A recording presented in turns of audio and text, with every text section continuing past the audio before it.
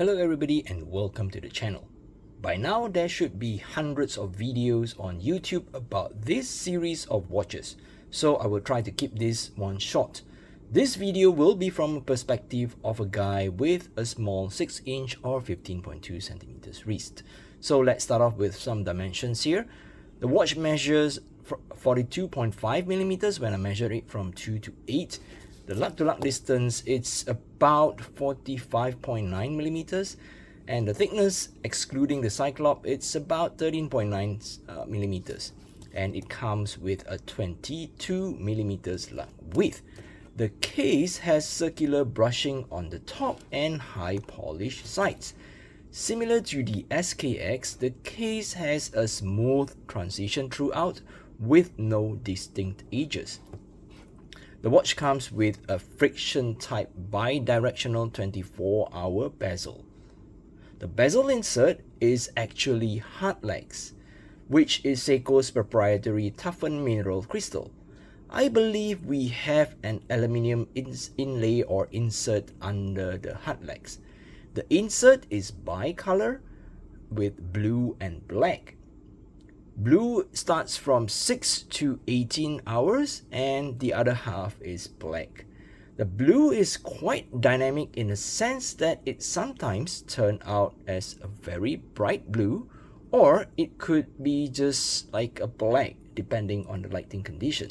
Beneath the hard legs crystal, we have a matte blue dial. All the markers look to be applied and they have high polish finishing. The hands are also high polish and they are surprisingly nicely finished with no burrs or sharp edges. The GMT hand is finished in red. There is a date window at 6. Well, my usual complaint will be for them to change it to a black colored date wheel, but for this case I think it works well to balance out the marker at 9. Everything else on the dial is printed except for the Seiko logo.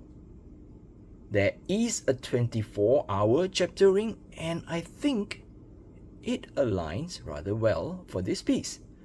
The watch is powered by a new 4R34 Seiko in-house automatic mechanical movement.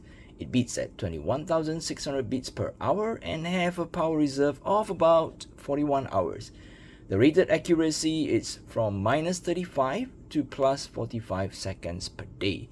So why don't we just put it on a time grapher and see how it performs.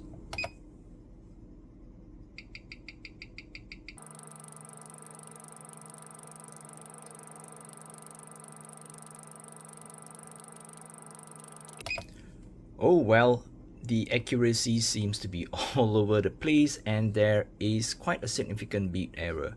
Well, this is to be expected on any Seiko 5 or Seiko entry-level automatic mechanical movement because they do not really so-called calibrate or adjust it in factory before they put it in the watch case. But anyhow, I think for the price, and it's still within the so-called rated accuracy range, so I'm gonna give it a pass, even though I'm not really happy with the accuracy at all.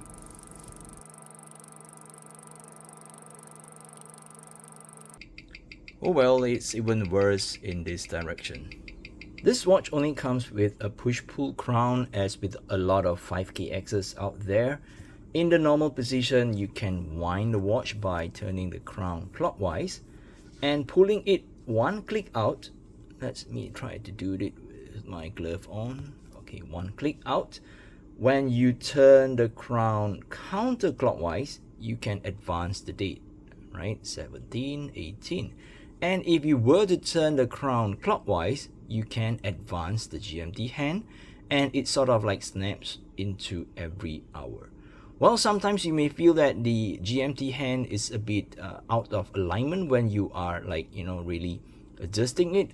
But let's say if you were to do that and you were to pull the crown into the second position to adjust back the time, it snaps back into alignment. So let's say now is 10 a.m. in the morning, so let us try to advance the hand so that it's at 10.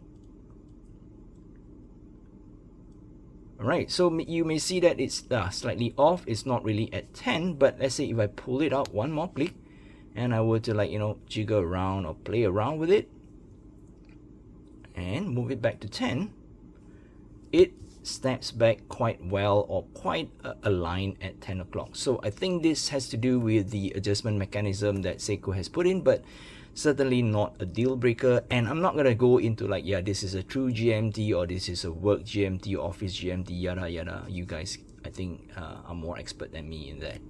At the back, we have a see-through case bag like any regular Seiko 5, nothing too fancy about the movement. One thing that Seiko has done right is the solid end links. Not only are the end links solid, but it's a Jubilee style end links that is designed right.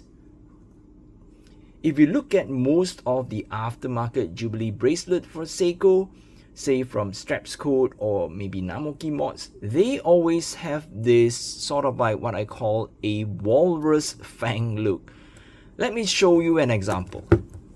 So this is a watch from Islander, so it's my Islander linen dial. If you were to look at how the end links are executed, yes, if you remove the bracelet, you can see that there is a pair of walrus fang, right?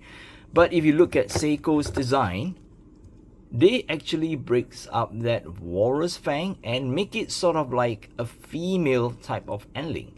Not only is this better looking, way better looking than the walrus type design, but it also conforms to smaller wrists better because the bracelet just drops down and there is no protrusion or so-called extended lug to lug distance because of that walrus teeth. Let's look at this one.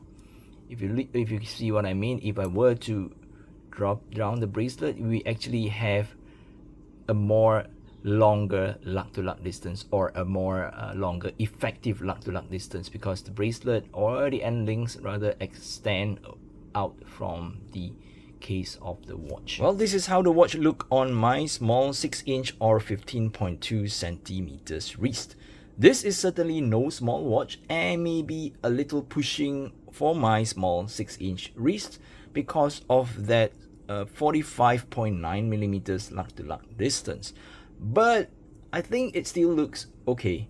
I think the darker dial and maybe the darker bezel helps with the fitting or the overview of the watch on my wrist, and maybe due to that female or nicely designed Jubilee bracelet too. The bracelet is a Jubilee style bracelet, but instead of having a multi-link bracelet, it is actually a single piece. Let me show you at the back. Yes, it is actually a single piece, and then just between them is two mid links. So it's not like the actual Seiko SKX where you have like each and every one of those pieces are actually individual links, but yeah, it's not the case here. So maybe you will have a little less flex. Maybe somebody like this kind of design, or you know, maybe some would like the multi-link design. But anyhow, I still feel that this is a great bracelet. Well, the only downside is, as with a lot of Seikos, it comes with pressed metal clasp, but at least there is a push button deployant buckle with fold over safety clasp, and it has 4 micro adjustment position. As for the loom, it is Seiko's proprietary LumiBrite loom compound. It is bright and it lasts long, so let's take a look. Okay, so this is how the watch looks like when it is dark. So the loom is pretty bright and it lasts pretty long as well. My only gripe is that there is no loom on the 24 hours bezel insert. So if they were to come with loom, I think it's gonna look way better than this. Alright, I think that's all for this video.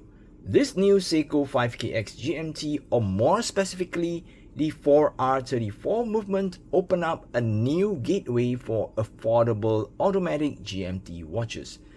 For the price, I think this 5KX GMT is still a good deal. Maybe it's still a little pricey in your area, but give it a few months, I'm sure you can get it at some discount. With that said, that's it for this video. If you're new to the channel, please help by subscribing to the channel. It really helps me a lot. And you can also follow me on my Instagram at gfw_watch for more watch pictures. Till then, I'll catch you guys in the next video. Take care, stay safe, bye bye.